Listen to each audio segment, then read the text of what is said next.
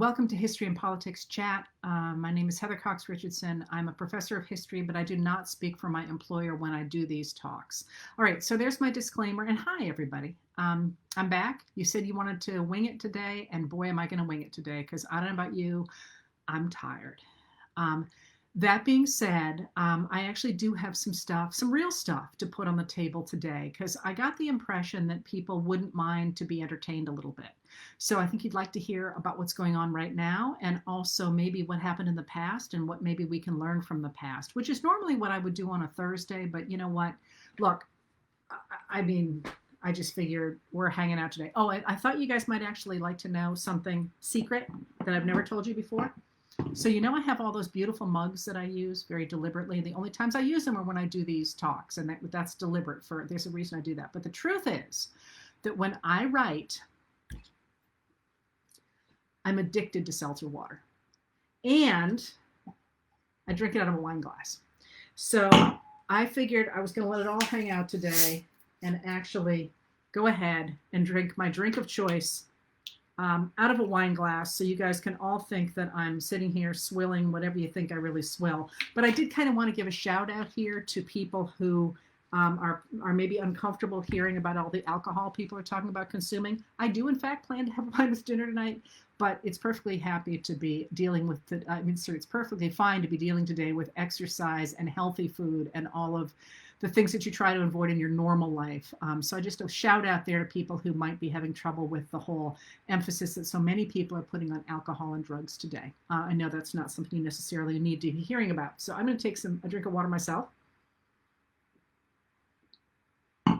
And let me get into business here. I want to start today by saying, first of all, that we don't know how this vote is going to go today. Don't know. I think we all have some guesses. I certainly have some guesses, but I'm very superstitious. I'm not going to talk about those.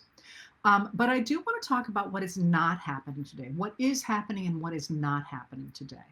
And I'm not going to talk about polls. I could talk about polls if you guys want to, but why would I? There's 5 million places to talk about polls.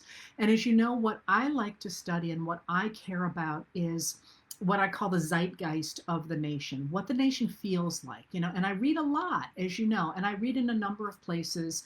And I try to read outside my bubble, although I don't tend to read on the fringes and to experience things on the fringes because I choose not to. I know they're out there, but I don't feel like once I've gotten the contours, that's a good place for me to be. But I do tend to spend a lot of time across a spectrum in America. So here's a couple of things that I see today. So one of the things that, as you know from what I wrote last night, and by the way, it's not easy to write a column that doesn't really say anything that could either jinx a situation or create more tension. And there was a reason that short piece was so late last night. Anyway, but I liked it in the end because I think that the real story of this moment, the major story of this moment, is how many people are showing up to vote. Regardless of what happens, regardless of who wins in any election that's happening today. And remember, they're not just at the national level. We've got state and local elections too, and that's really important. That I hope to remember to talk about in a bit. But huge numbers of people are turning out. And to me, that's what this is all about. It is really what this is all about. Because if indeed we belong to a country where we are allowed to choose our leaders, and I've talked before about the difference between a democracy and a republic, and I'm happy to do it again if people need me to, but again, it's like the difference between saying I have a dog and somebody else saying, no, you don't, you have a golden retriever. They're both systems of government in which regular people pick their leaders. The fact that people have not paid attention for a really long time has been a huge issue. And it's a huge issue because, and this is crucial, if you are not showing up to vote, if you are not making yourself heard, our leaders have no reason to do what you care about. The minute you show up to a school committee meeting or a zoning meeting or a state, a meeting for a state representative or for, something to do with the EPA, or on your way up into reviews for broadcast licenses or reviews for new policies from the Department of the Interior, for example, all the way up to senators and representatives and governors and presidents, they have a reason to listen to you. And you've heard me say this again and again and again. Call your representatives. And I hear it from a lot of people, oh, it doesn't matter. Yes, it does, because they often hear only from like 6 or 8 people. 40 people call and they have to pay attention. So and you can see this if you want to historically. One of the huge problems that has always been there for the indigenous population after 1868 was when the Native Americans not taxed are not included in the 14th Amendment. They didn't have a vote. So there's no point in anybody doing anything for them except out of the goodness of their hearts. And here's a newsflash. When you're trying to get a politician to do something out of the goodness of, in those days, his heart, you're really walking uphill. There needs to be something in it for them. And that's the way our system is set up, that people need to have something in it for them. So the fact that people are showing up in huge numbers says that we, the ordinary Americans, have taken over or are starting to take over our system. And that's one of the directions I want to go today, is what that means. But I also want to talk about, that's what is happening today. But did you notice what is not happening today? And this has been really interesting because there's been a lot of pressure to talk about this. And I, for one, have tried to resist it. A lot of people have not.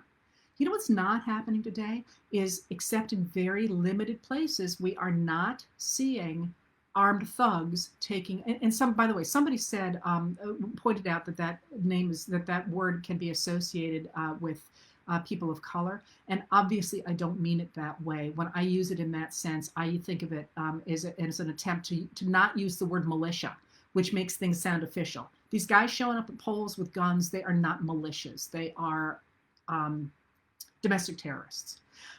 But you're not seeing that right now. Well, why not? Lots of people talked about the fact they were going to go out and they were going to stop voting and they were going to do this and they were going to do that. You know why you're not seeing that? Because ordinary Americans stepped in and said, oh, no, you're not going to do that on our watch. And they called out local law enforcement, and they called out the need to enforce the laws, and they made the public community reject that idea. They said, oh, no, you're not going to do that on our watch. Now, think about what would happen if people had stayed home and said, we're not going to talk about that. We're just going to hope it doesn't happen. That creates space for that sort of activity to happen. Or worse, what if people had said, oh no, we're terrified. These people are going to come out and they're going to make it so we can't vote, so we're not going to go out. Again, that just encouraged that kind of behavior. So my point here is that taking control of what you care about, what you think America should look like, is already important, regardless of how this particular election comes out. Because, think about it. Let's say, and please don't somebody clip this piece because you're going to give somebody a coronary, but let's say, in fact, Donald Trump wins, squeaker election, or even give him some points, and he tries to reinstitute the kind of government that he and Steve Miller and Steve Bannon and Mike Pence and Mike Pompeo and William Barr and Kelly McEnany and Kellyanne Conway and Betsy DeVos have been put, and Amy Barrett and all those people have been talking about. What does that look like? How do you, think about again what I just said about the public language. What does that look like? Do Americans sit there and say, oh man, you're right, this works? Or do they say, no, that's not our country? Do they become ungovernable? And do they take over the national narrative and say, no, you're not going to be allowed to do this? And I would suggest that no matter what happens in this election, which I know we're all focusing on, that trend, that juggernaut, if you will, that is in place means that we're entering a new kind of, a new time, a new era in American history, regardless of how this particular election goes. So I want to come back to that. I think that the real story here in the last 4 years began not on January 20th when Donald Trump was inaugurated, but on January 21st, when women took to the streets and said, this is not happening on our watch. And since then, and I'm not going to talk about it at length now because I actually am writing about it, but if there is a story about the last 4 years, it is the degree to which women and people of color have stepped up and said, we're sick and tired of the way people are doing business in this country, and we're going to take our country back. And one of the great examples I think of this, and I'm going to make a little bit of fun of this. I'm not going to stick exactly close to what happened, but was when there was this Confederate flag flying in front of the South Carolina State House. And if you remember, that went on for a couple of days, and people kept sort of circling around it going, this should come down. We want this to come down. Somebody needs to take this down. Why isn't anyone taking this down? This needs to come down. And finally, Breonna Newsome is like, forget this. She scaled the flagpole and cut the thing down. And yes, she was at the time breaking a law, or was in some fashion doing something she wasn't supposed to do. But I just love that moment where she was like, oh, for heaven's sake, I'm just going to do this. And it was just this wonderful moment where it's like, enough. Like, we're going to change the way this country is doing business. So regardless of what happens today, I don't see that going away. And I would urge you to think about what it would look like to make it go away. Literally, how are you going to shut all of us up? Tanks in the streets? Well, that's a lovely thought, except for the fact that the military has come out and said in a really prominent way to leading reporters, we are not getting involved in this election. So that leaves the executive branch officers, and there just aren't that many of them, and a lot of them don't want to be turning against their fellow citizens. So how are you going to make us all get back in that genie bottle? And I don't see how you can do that. I mean, just practically. I mean, it's one of the things I like to do is think practically. Like, how would you do that? Like, make me a map and show me what that looks like. I don't see how you do it. I mean, you can make a few people's lives pretty miserable for sure, but can you make it all stop? I don't see.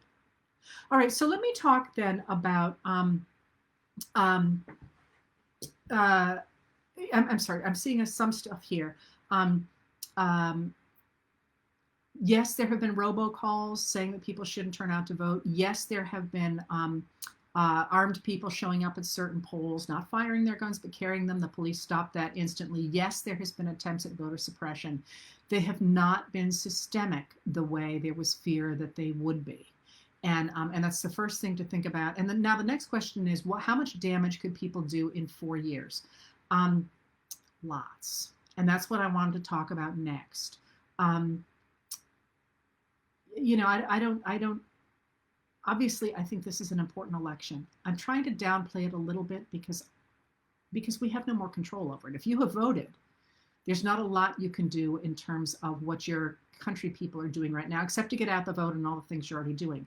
But there is something else you can do. And this is what I want to focus on today. And that's the future. There's really not a lot more that I can do anyway before the polls close in 3 hours. But there's a lot that I can do going forward. And that is to continue to talk about the things that I think are important and to continue to take up oxygen. So I thought maybe you would like me to go through, I'm sorry, somebody just flew by here and I thought it was an interesting comment and I didn't see what it was and now I can't see it, it's gone. Take a look at some other times when we have had dramatic changes in the American polity in what I would call a progressive direction, and how things played out between the election and the inauguration of the more progressive candidate who followed the person who was in office. That is, what do transitions look like when a progressive candidate follows a more unprogressive candidate? So I thought I would start with the one that's closest to my heart, and that is, of course, Lincoln. When Abraham Lincoln is elected in 1860, he's going to be following James Buchanan. And let me walk you through that just a little bit, because the parallels between that era and this one are quite strong. In fact, all three of the examples I'm going to use, they're quite strong. So what happens in the 1850s is that a very small group of enslavers in the South, who make up about 1% of the Southern population. That would be people who enslave more than 50 other human beings. So a very small group come to take over the the Democratic, first they take over the South, then they take over the Democratic Party in the South. Then they stifle their opposition and refuse to listen to any other information coming from anybody but themselves. They run out of town anybody who wants to vote for people other than the Democratic Party. And gradually, as even that does not guarantee their control over the political system, they take over first the Senate, then the White House, and then finally the Supreme Court. Ahem, that should sound a little familiar. Northerners don't pay much attention at first because the economy seems to be doing well and what's happening in the South doesn't really matter to them. But by the mid-1850s, it becomes clear to them that this small group of elite slaveholders is interested in taking over the entire government and making human enslavement national. And when that happens, they are very concerned that the ordinary white men, the guys who are on the make, are not going to be able to compete with the very wealthy slaveholders who, in their turn, are monopolizing resources and monopolizing land and able to work it very cheaply because they have enslaved labor. So a lot of Northerners who really could not care less about the future of African Americans, or certainly about their equal rights, are really concerned about what they consider an oligarchy taking over America. They're afraid that America is turning into an oligarchy. So they come together and they take back the country. They support, in the election of 1860, they support Abraham Lincoln. And the Democratic Party splits in two at that point, and a third, or rather a fourth party arises as well. But Lincoln is elected. And when Lincoln is elected, that group of elite slaveholders who have lost the election fair and square insist that they want nothing to do with a government that is going to promote equality of opportunity for ordinary Americans. And they peel off and try to create their own nation based in the idea of hierarchies, the idea that some human beings are better than others. And they don't like this idea that everybody is the same. And I've talked a lot about this, or that everybody's equal before the law. Some of them literally say the whole point of the Confederacy is to get rid of that mistake on the part of Thomas Jefferson that says that all men are created equal, because obviously they have not. So they are not in the Southerners' mind. So what happens is Lincoln is elected, and before he takes office, now remember, in the 19th century, the elections are in November, but the inauguration is not until March, because the inauguration day was set according to the time in the first administration of George Washington when it took office. So it's set in March. And so you've got this interregnum from November through December, January, February, until the beginning of March when Lincoln takes office. And Southerners decide to create their own nation and to secede from the Union before Lincoln ever takes office. And this is why he keeps saying, giving those speeches saying, please, don't do this. I promise I'm not going to mess with slavery in the South where it's protected under the Constitution. I'm just not going to let you spread it over the rest of the country. He's trying to make sure, and he says, into your hands, not mine, is the question of civil war. Please don't do this. And the Southerners want no part of it, and they go ahead and they secede and try to create their own nation. But while they are doing that, James Buchanan is in office. And James Buchanan is an interesting character. He is a Democrat. He was put in office when the anti-Democrats split into two groups in 1856 between the candidate of the new Republican Party, a man named John C. Fremont, and the leader of the Know Nothing Party, who was Millard Fillmore, a president turned around to do a second gig, if you will, on a different party ticket. They split the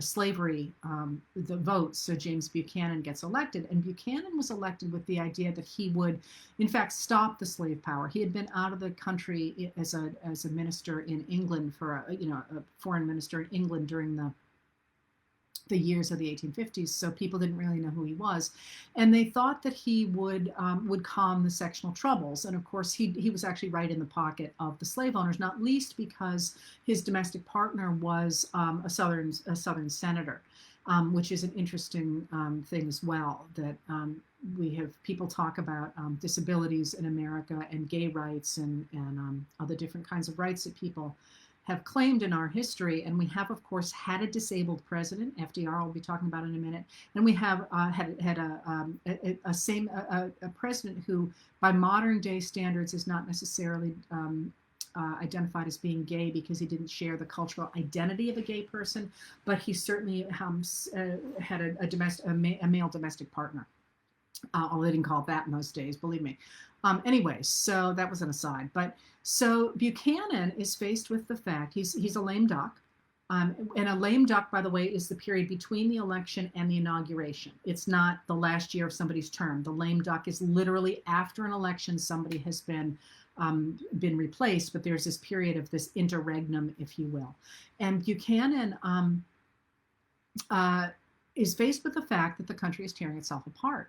And he sits there and says, well, everyone says, do something. He's like, well, I can't. I mean, what they're doing is illegal, but I have no power to stop them. So by the time Lincoln comes in, a civil war is basically already at hand.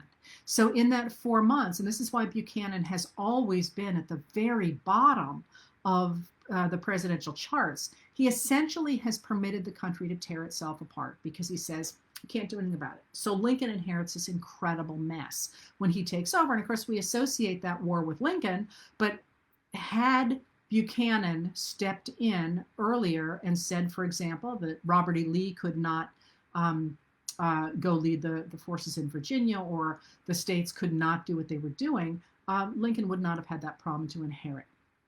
All right. So if that's one transition period, another one that I think is significant today is that, I'm looking at the comments here. And I'm telling you about history and transitions, and I'm reading that you guys are really talking about today's election. Would you rather hear about today's election?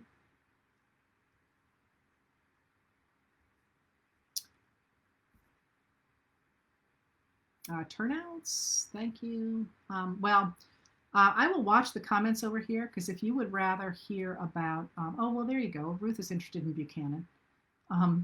All right. I guess I'll keep on going with this history thing. I tell you, I'm just riffing here to entertain you guys, because everyone seemed like they needed a break from current day politics, and this seemed a little bit, at least, coherent. All right. So there was one transition that didn't go terribly well, and I'm gonna link these three things to get these three transitions together, because I think there is a point here. At least I'm trying to make a point here. The next one that springs to mind as an important transition to think about is one that I'm sure nobody has ever thought about, although Rebecca Onion at Slate the other day asked me if I would talk about 1860 to her, and I said, I don't want to talk about 1860. Everybody talks about 1860, about Buchanan. He sucked. It's over. I'm just not interested in that one.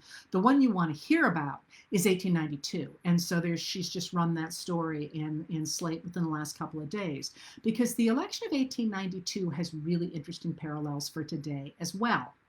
So what we have in the 1860s is an oligarchy basically taking the country, dividing the country in half after they don't get their way with the election of 1860. In 1892, we have something else going on that also should sound really familiar. And that is that in 1884, the Republican Party had become really dominated by big business. And they protected big business with a tariff by putting a big wall around the country, which enabled industrialists at home to collude to raise prices. So ordinary Americans were paying extra money for all their goods because they were paying the tariffs were getting passed on to them. And by the way, I'm just going to say it now. Tariffs are not borne by foreign countries. They are borne by us. That's the whole point of a tariff. And every time the modern day administration says the opposite, it drives people like me insane. So ordinary Americans are paying really high tariffs. So in 1884, the American people get together and they put Grover Cleveland in office. And I can just hear your eyes rolling, because they're like, I never thought I was going to hear about Grover Cleveland. There's a reason you don't hear about Grover Cleveland. And that's important, but I'm going to tell you in a second. So Grover Cleveland is a Democrat. He does not get control of the Senate. He only gets control of the House of Representatives, but he doesn't have control of the Senate. So he gets in office in 1885. He's elected in 84. He gets put in 1885, and he tries to lower the tariff. And the Republicans go ballistic, because this is their big thing. They're protecting business, right? It's rather as if today a Democrat gets in office and says, I'm going to raise taxes. In fact, taxes actually sort of take over for tariff as part of our major political language. So they go ballistic at the idea that Cleveland is going to lower the tariff. So in 1888, big business gets together and they throw everything at the 1888 election. This is when John Wanamaker, who goes on to start the Wanamaker's department store, it doesn't go on. He has done it. He has invented the department store, if you will. He becomes their financier for that particular election. He raises the money and he invents the modern day system of campaign finance. He actually goes around to industrialists and he says, pony up cash or we're going to get stuck with a Democrat again. And they do all kinds of sleazy things. They keep people away from the polls. They change the way polling is done. They intimidate voters. Literally, employers say to their workers that if they vote for Cleveland again, they'll be out of a job. Same thing that allegedly happened recently in this election. And yet, at the end of the day, Cleveland is elected in 1888 by a majority of the popular vote, by about 100,000 votes. And yet, in the Electoral College, there's a flip in the New York delegation of the Electoral College, which has always looked really shady to me, by the way. There's a flip in that Electoral College, and Harrison is elected. He's put into office by the Electoral College, even though he's lost the popular vote. That's the second time that's happened. It's happened 4 times in our history. It has always benefited Republicans, by the way, not Democrats. We've never had a Democrat put in that way, only Republicans 4 times. Anyway, so Harrison gets in there, and instantly his people try to go ahead and keep him in office indefinitely and to protect that tariff. So we get 6 new states between 1889 and 1890. We get North Dakota, South Dakota, Montana, Wyoming, Idaho, and Washington, all designed to pack the Senate and to pack the Electoral College. That's why we got all those states. They divide Dakota in half into North and South Dakota. They do anything they can. They get their own mouthpiece to like sort of the early version of Fox News to go ahead and keep Harrison in power. And they think this is great. We have a permanent Republican majority. And they talk about this a lot in that mouthpiece, this newspaper.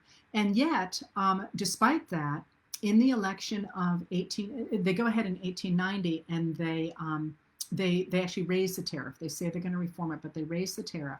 And in the election of 1892, the Democrats win in a really big way. The Democrats just clean up. And the Republicans are shocked. And Harrison is kind of a doofus, really. And Harrison, there's a letter in his papers where somebody talks to him after the election. So there's a person who goes and is sitting with him in the garden, and he's just wandering around kind of like going, what happened? I don't understand what happened. This shouldn't have happened. And then he goes, all I know is it wasn't my fault, which I think is perfect. Anyway, so the Cleveland has won one election. Again, this is his 3rd time he's won the popular vote. So this is Grover Cleveland's been elected in 1892, but this is November. Republicans are in power until March. And what they do is they deliberately crash the economy. They deliberately crash the economy. And I'm pausing there because there should seem to be some parallels there, right? You know, Mitch McConnell is refusing to let any kind of a COVID relief bill through.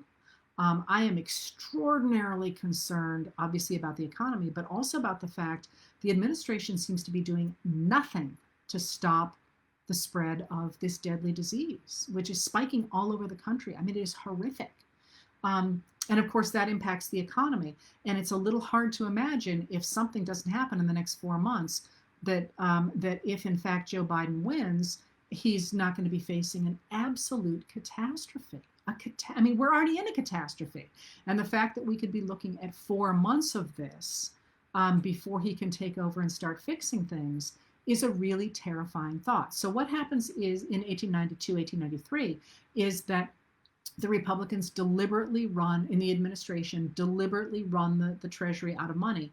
And they keep going to the newspapers going, we told you if you elected a Democrat, they wouldn't know how to run the economy. The economy's going to go to hell. It's going to be terrible. Everyone's going to starve. It's going to be awful. We told you the Democrats should never be in power. And you can imagine it. We told you the Democrats are socialists. We told you they were anarchists. This is going to be terrible.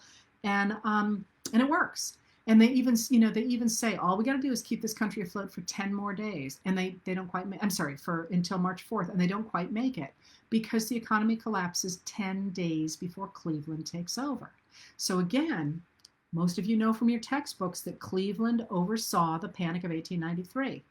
He didn't start it. It started 10 days before he took office. But the Republican Party runs the newspapers. And the Republican Party hit again and again and again on how we told you the Democrats didn't know how to manage things. We told you how terrible it would be. And Grover Cleveland has gone down in history as the man who oversaw the Panic of 1893, because once he takes office, the country is in terrible shape. In terrible shape.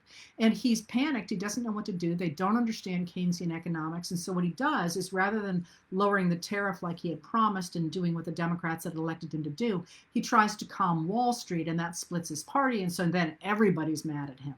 But he really inherits a complete nightmare thanks to this transition period in which the Republicans are determined to sink him.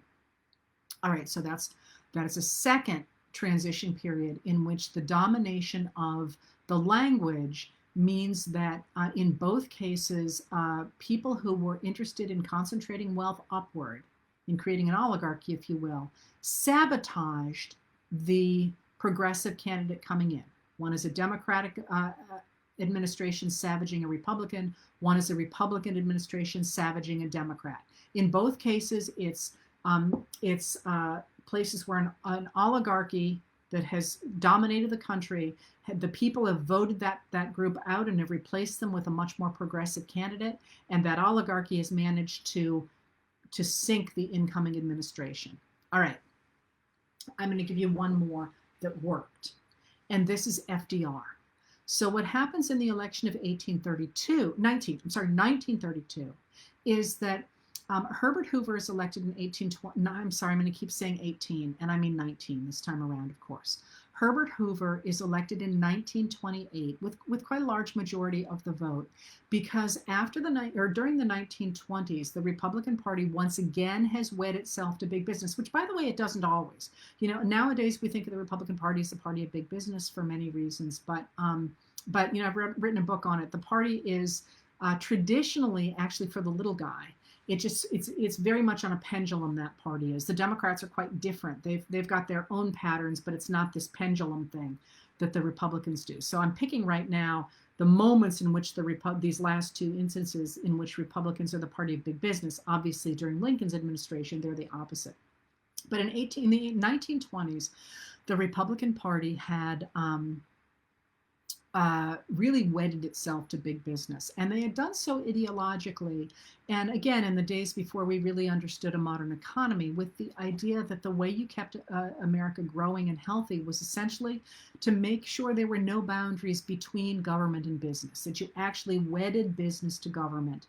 And that because it was businessmen who really understood how to make the economy boom, how to make things grow, how to employ people at the bottom. And there were really the literature of the time and the extraordinary consumerism of the time coming off World War I meant that a lot of people believed that America really was on a route to getting rid of poverty altogether, as Hoover says in 1828 in his inaugural address. And I'm sorry, 1829, he's elected in 28. In his 29 inaugural address, he talks about how, we're on track to eliminate poverty once and for all. And in the 1920s, you could believe this, because there's such an outpouring of consumer goods and new things and new styles and new literature in this period. You've got cars taking off. They've been invented earlier than that, but people are starting to be able to afford them in the 20s, and radio and refrigerators and toasters and women have silk stockings, and we're getting rid of those Gibson girl dresses of the 1890s that were yards and yards and yards of material, and replacing them with the clothing of the flappers. And women get rid of corsets. The corset industry goes under, and women are able to breathe and to move and to do things, and they can go to movies, God forbid. And we have glossy magazines and parties and alcohol, and there's this sense of vibrancy and new language, and after during World War I, jazz and blues has come out of the South up the Mississippi River to Chicago, and we've got Jelly Roll Morton playing, and we've got incredible language and literature coming out of Harlem, for example, the Harlem Renaissance, and Jean Toomer and Dudley Randall, who's a little bit earlier, and the Claude McKay and Zora Neale Hurston, and you've got the rise of regional music. People like the Carters are going to give us country music. And, there's this incredible vibrancy in the country. But of course, the trick is that it's only on the surface.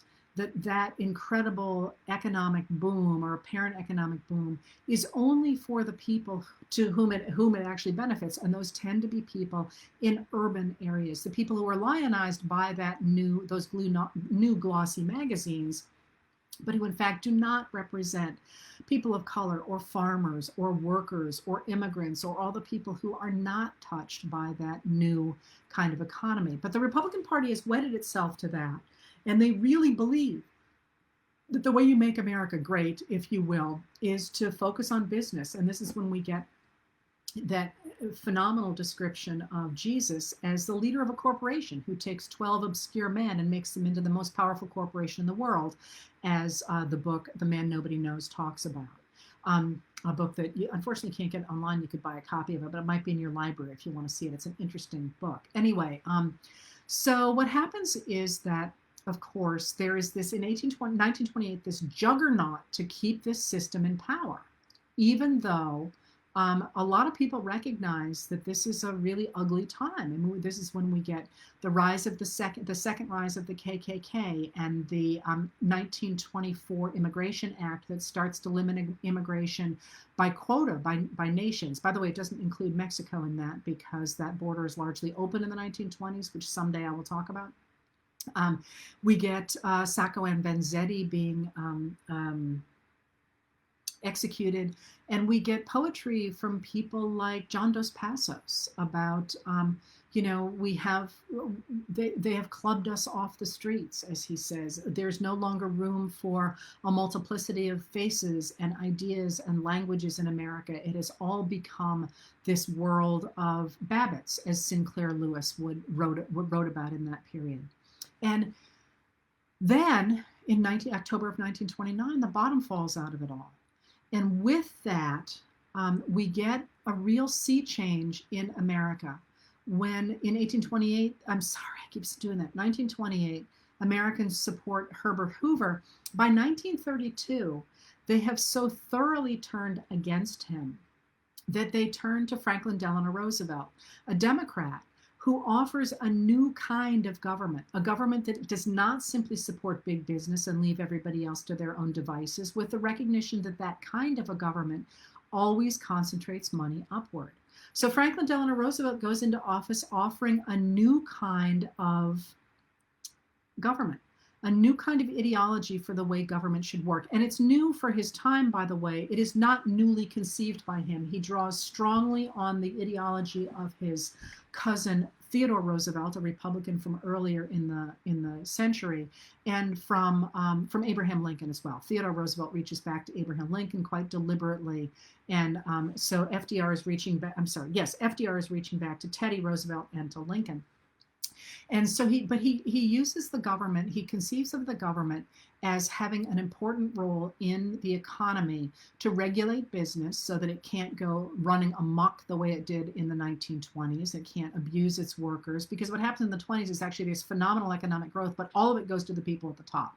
There's really no wage growth at all for people, for ordinary workers. All of that, the extra production goes right, and the capital from the extra production goes right to the people at the top. So he uses government to regulate business and finance, and he uses it to provide a basic social safety net through the auspices, for example, of Frances Perkins, who is the Secretary of Labor, the first woman to sit as a cabinet secretary. And this is where we get the idea that the government should provide a basic social safety net. And this comes from the attempt to stop old people from having to live out of garbage cans, or to hope that their children will keep them in their old age. The idea that the government really does have a role in filing off the hard edges of unrestrained capitalism. And the other thing, of course, that FDR uses the government for is to promote infrastructure. And this is something that harks back to Teddy Roosevelt, but also back to Abraham Lincoln. Abraham Lincoln begins to wonder early on. There's a fragment in his papers that's dated 1854, but I actually think personally that it's earlier. And you can see it online if you're interested. I always go to the Bosler papers. It's called, if you ever want to read Lincoln's papers, just Google Bosler, Basler, collected works, and then you could put in Lincoln if you wanted to. But the definitive version of Lincoln's papers will come up, and it's really easily searchable. And just search for fragment if you're interested. It's dated 1854, the one I'm going to tell you about. But as I say, I think it probably belongs slightly earlier. And what Lincoln says is he actually is working out on a fragment of paper that is undated, which is why I just told you all that, what a government should do. And what he says is that in America, people should take care of themselves, except the government should do the things that ordinary Americans cannot do on their own. And what he is referring to is he, of course, started a store in a town that is going to go under because the river nearby it silts up and the boats can't come any longer. And he recognizes that he and his friends can't dig out the river. They don't have the money. They got the will, but they don't have the money. So if the government would just come with a dredger, the town would stay in business and it would do great. But they can't do it themselves. So he conceives of the government as an entity where we can all work together to do the things that we can't do on ourselves. We can't do ourselves. So the government can regulate business. The government can provide a basic social safety net. And the government can, in his mind, promote infrastructure. So that's what Lincoln thinks about, and that is certainly what Theodore Roosevelt thinks about. And he brings this concept to America, and he institutionalizes it in far greater a way than Teddy Roosevelt did, who focused primarily on protecting lands and trust busting, and then Lincoln did, who focused primarily on opportunity. So Franklin Delano Roosevelt creates this new kind of government. And I want you to sit with that for just a second, because that new kind of government has been the government that we have lived with ever since. So what made the difference? How did Franklin Delano Roosevelt manage to cement into power his new ideas in a way that Cleveland couldn't during his term, although of course Teddy Roosevelt's going to pick them up. And Lincoln ended up not really being able to cement in his term.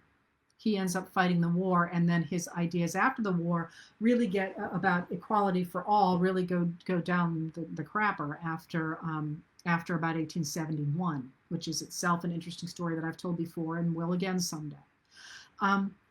What makes a difference for FDR? Because Hoover did everything he could to stop FDR dead in his tracks. Even after FDR wins the election, Hoover is furious. He pulls all kinds of crap to try and undercut FDR to make it so he can't go ahead and put this new system into place. Hoover thinks it's going to destroy America. He's very clear about that. He does everything he can to hamstring FDR before he gets into office. There's a great book about this by a colleague of mine named Eric Rauschway, a dear friend of mine. It's called Winter War. It's a fairly recent book. But if you're interested in transition periods, that's your book, because he takes a look at how Hoover tries to hamstring FDR, and yet it doesn't work. FDR goes on to change American history and to change the way the American government does business. How?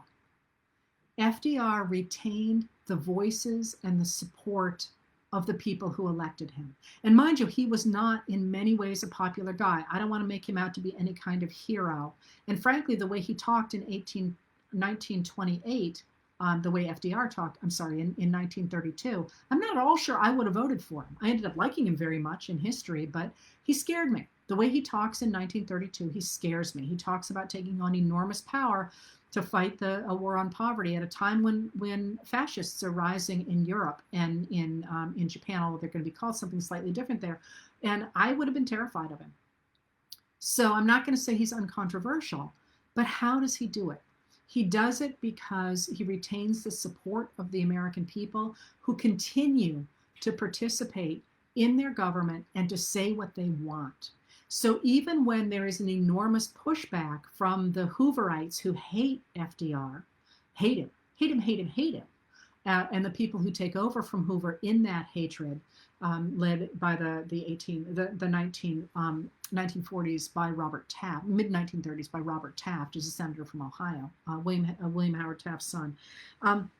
They mount a huge effort to stop FDR. In 1937, they come out with what's called the Conservative Manifesto, basically saying, we got to go back to the 1920s. We got to stop the government from doing all this stuff. It's going to destroy us.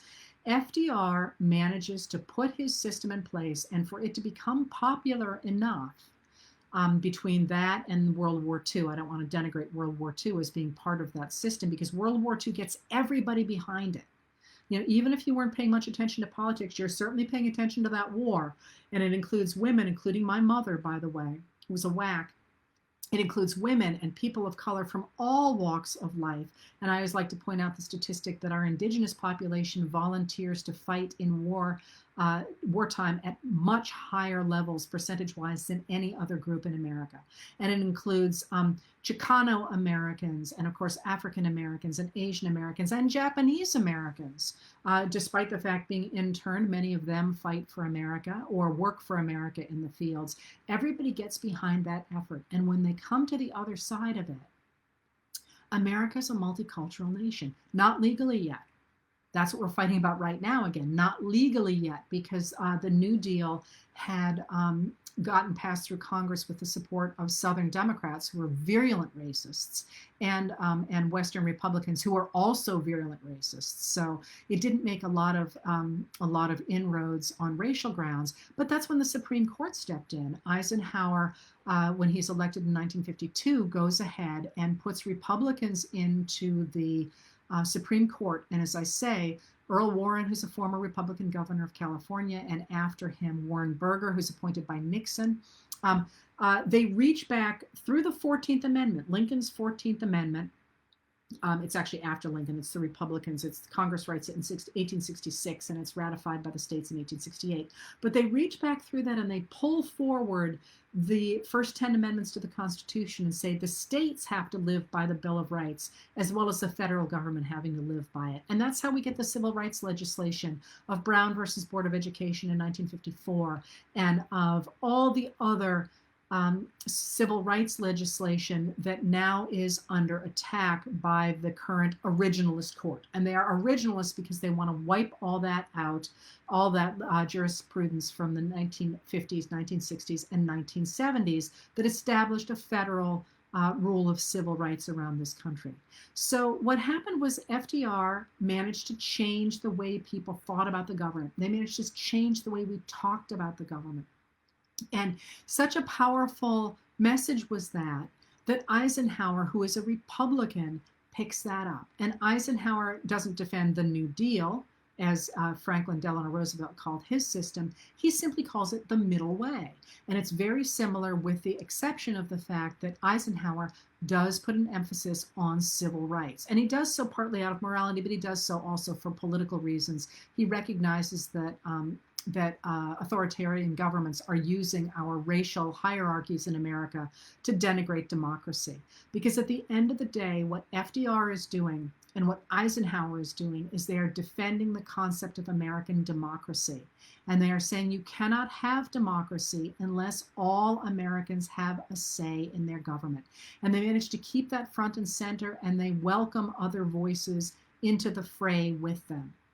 That's the world that I grew up in, born in 1962. And it's a world that has been under assault ever since FDR, Truman, and Eisenhower, and the people who followed them, put it into play, because there is always that tendency for people who want an oligarchy, who like the idea of hierarchies of people, to try and push back against the idea of inclusion. And as Americans have gotten complacent and have walked away from the idea of defending our democracy, those voices have gotten stronger and stronger. And after Brown versus Board of Education, the men who wanted to end government regulation managed to harness racists and racism to their cause, and to go ahead and begin to argue that a government that regulates business and provides a basic social safety net and promotes infrastructure is in fact redistributing wealth from hardworking white men to people of color. It is, in their minds, socialism. And that language they pushed harder and harder on. And at first, nobody paid attention to them. Remember, they were initially characterized on a radio program in the 1950s by a guy named Senator Claghorn. And he was so reactionary and Southern and backwoods and all that he became such a figure of fun that he went on to be the inspiration for the Looney Tunes character, Foghorn Leghorn. So that's an example of how stupid people thought this old reactionary mentality was in that period. That's where we get, foghorn leghorn. I say. That was that guy from the 1950s. But we lost that because Americans tended to think that our government that worked for us was in place and that it was going to stay in place, that we were always going to have Social Security or Medicare, which was a fight, that was a 1960s fight, but a similar fight from this period, or Medicaid, or the different pieces of our modern day government, what is known as a liberal government. It's part of the liberal consensus, the idea that the government has a role to play in the economy, protecting people, reining in business, and promoting infrastructure. We thought it would always be there. And over the last 40 years, those reactionary voices have taken back over. And what they ended up doing was convincing first a majority of Americans in 1980 to elect somebody who said, I'm going to get rid of taxation. I'm going to get rid of this big government. I'm going to roll all this back. And even though Ronald Reagan talked that way, he didn't govern that way. So a lot of people can claim Reagan. He actually raised taxes, I think it was 11 times, but he talked that way.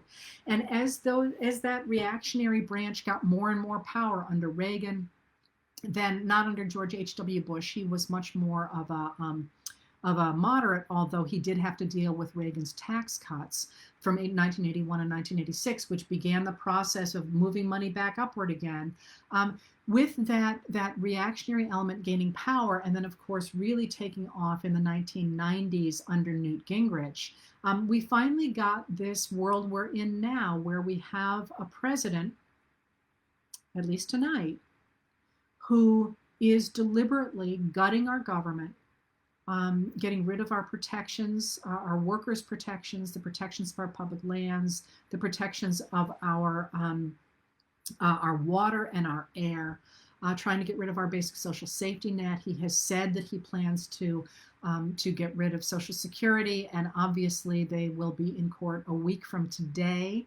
The Supreme Court will be hearing arguments trying to destroy the Affordable Care Act. That's top on the list of the current administration to get rid of.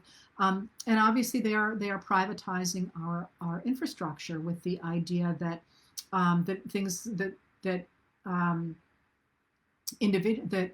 individual proprietors will do things more efficiently and cheaper than the public sector will. But I will point out, of course, that was the theory under which the White House undertook to privatize the response to the coronavirus, turning it over to President Trump's son-in-law, Jared Kushner, who in fact bypassed all the people who were in place to deal with the pandemic and tried to do it, outsourcing it on his own. And I think that the appropriate word for that is a four-letter word followed by show. That was, to my mind, a complete and utter disaster.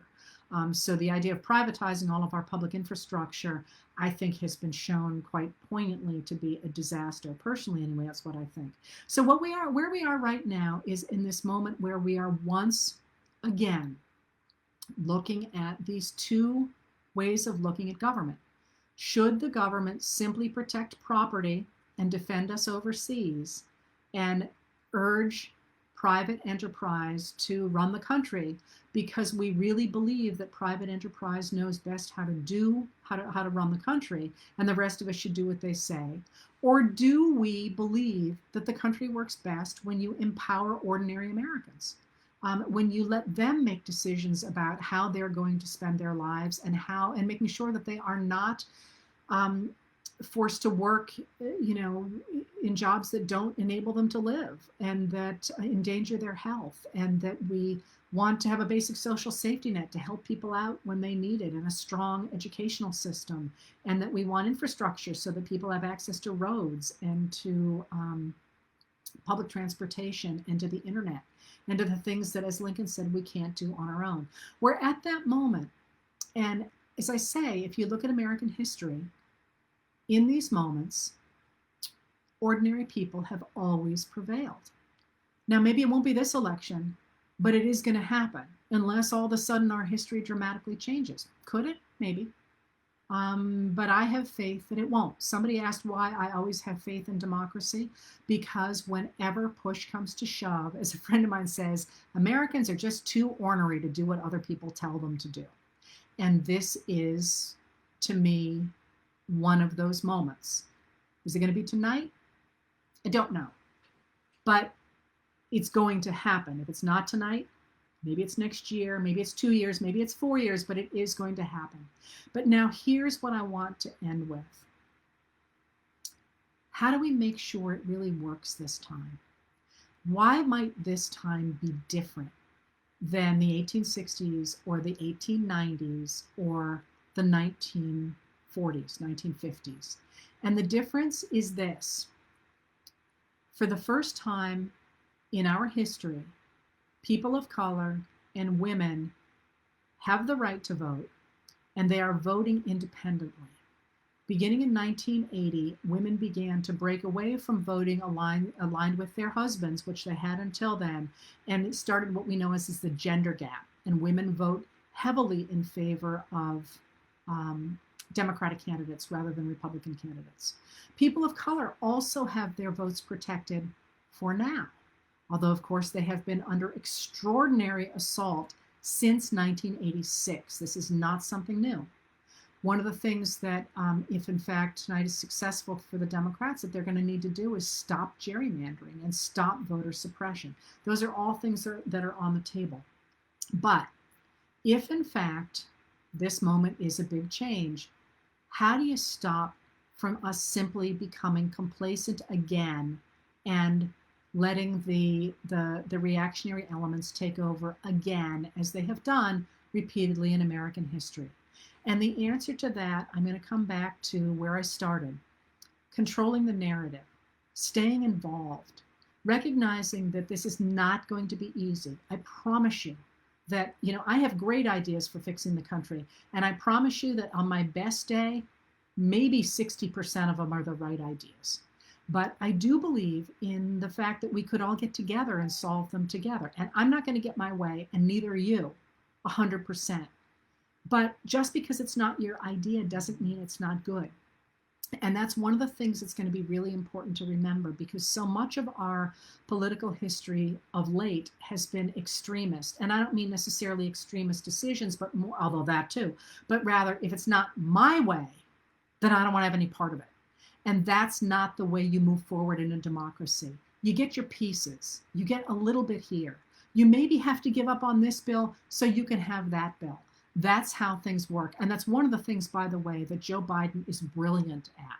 He is absolutely one of those guys who nails together coalitions. So one of the things that is going to be really important going forward is not to quit. I mean, one of the reasons I didn't want to focus on this particular election night, although I'll write about it tonight, obviously, and I'm certainly going to be watching the returns, is that I don't want people to think it's over tomorrow, because it is not. We're going to wake up tomorrow, and even if Donald Trump and the Republicans have won everything, which is not going to happen, or even if the Democrats have won everything, which is not going to happen, we're going to wake up tomorrow morning and COVID is still going to be ripping across this country, which is horrific, by the way. I mean, I guess I'm preaching to the choir here, but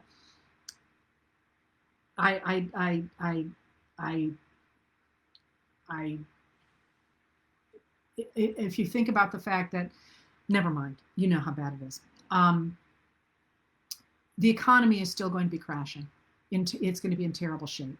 We still are going to have systemic racism in our country. We still are going to have rogue police officers. We still are going to have children who can't read. We're still going to have people who are hungry. We're still, at this moment, going to have 545 children whose parents can't be found.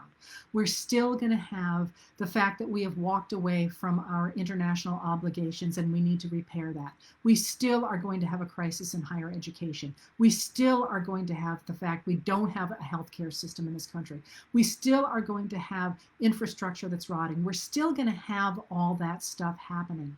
But the way you fix it is the way FDR fixed it, or the way that Cleveland tried to fix it, or the way that Lincoln tried to fix it. You get in there, you pick your issue, and you, at the local level, first of all, you wear a mask. at the local level, first of all, but at any level you can reach, and you stay in there pitching, even if you would like for it to be solved, and you make your voice heard. You don't say it doesn't matter anymore, I'm going to quit, because as I've said before here, I think the number of people it takes to stay involved, political scientists will tell you the number of people it takes to change the future, the percentage of people in a population, 3.5%. We can do that, but we need to continue to be involved and to control the narrative and to talk about what's important to us, and not to let a few reactionary bullies who tell us that they're going to run this country take over our nation, because there's a lot more of us than there are of them.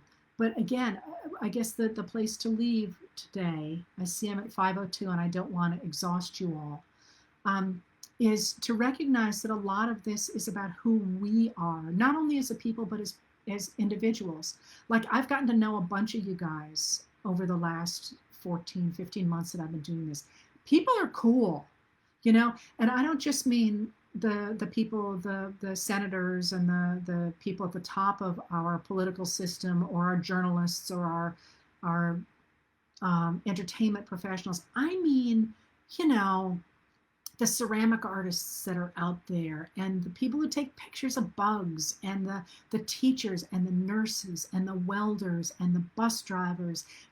My dad said to me once, I was being a jerk, and Dad would talk to, honest to God, Dad would talk to a stump.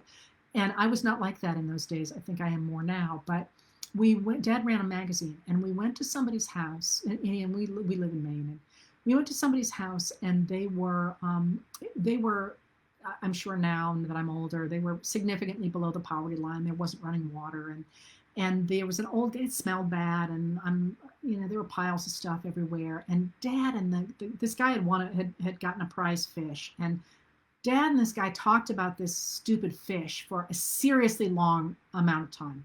And what was really chapping my hide was the fact that his grandson was in school with me, and I thought he was a duffer, as we would have called him. I just, he was a boy.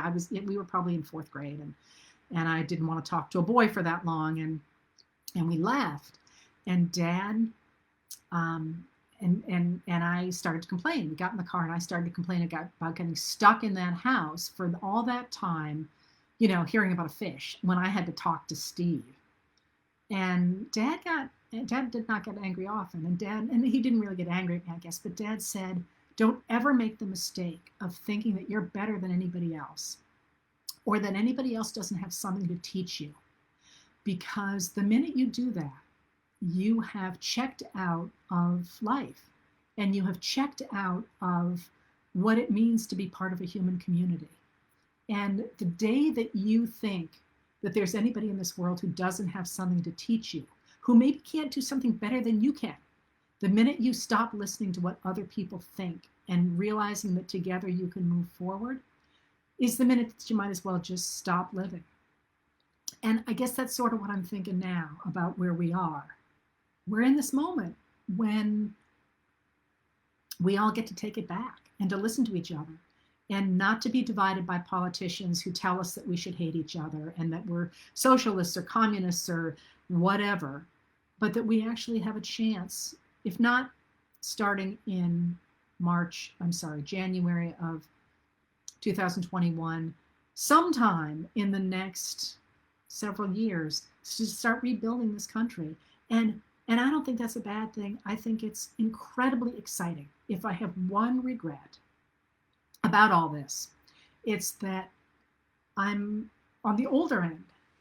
If I could have done this starting in my 20s, think of the fun we could have had. Anyway, we will, you'll hear from me tonight. I'm going to go, probably not watch the polls. You're not going to learn anything until at least 8 o'clock. And there's really not a lot to learn yet. What we're all going to be watching is Florida. If Biden picks up Florida, that's a very good sign for people who would like Biden to win. If you're interested in where to look, There are plenty of places, and I would start with 538, which will tell you which polls you should be looking at. But it is not at all unreasonable to think that this election, because of the mail-in ballots, will not be called until, what is this, Tuesday? We should know a lot by tomorrow afternoon, when some of the swing states will be finished counting. So that's Wednesday, 5 or 6 o'clock. But it's entirely likely that this election will not be called until Thursday or Friday. And that's fine. That's perfectly normal. That's absolutely fine. But if you are looking, and if you are obsessed with things, as perhaps certain people sitting on this side of the camera will be, watch Florida. And otherwise, take it easy. And I'll be sure to keep an eye on it for you. And with luck, I'll see you Thursday, and we'll hash it all out again. Thanks for being here, and keep the faith.